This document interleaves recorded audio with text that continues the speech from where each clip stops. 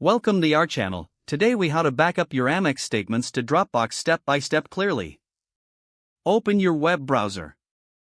Navigate to the American Express website. Log into your account using your credentials.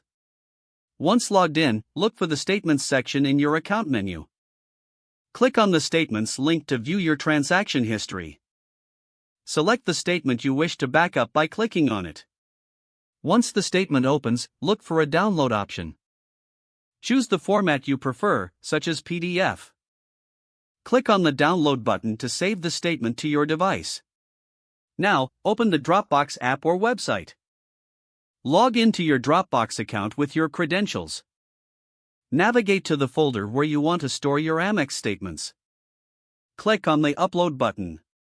Select Files from the Upload options. Locate the downloaded Amex statement on your device. Select the statement and click Open to upload it to Dropbox. Wait for the upload to complete, which may take a few moments. Once the upload is finished, you can view the statement in your Dropbox folder. Optionally, you can rename the file for easier identification. You have successfully backed up your Amex statement to Dropbox. If the page does not load, refresh the browser or try again in a private or incognito window. Make sure you are using the correct email address, then retype it carefully to avoid small typos. If your password is not accepted, use the reset option and create a new strong password you can remember. Check your spam folder for verification or security emails, then complete any requested confirmation steps.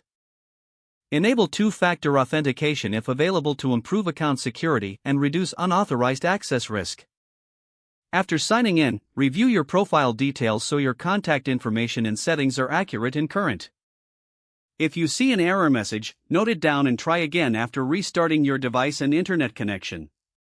Log out when you finish, especially on shared devices, to keep your account and payment information secure.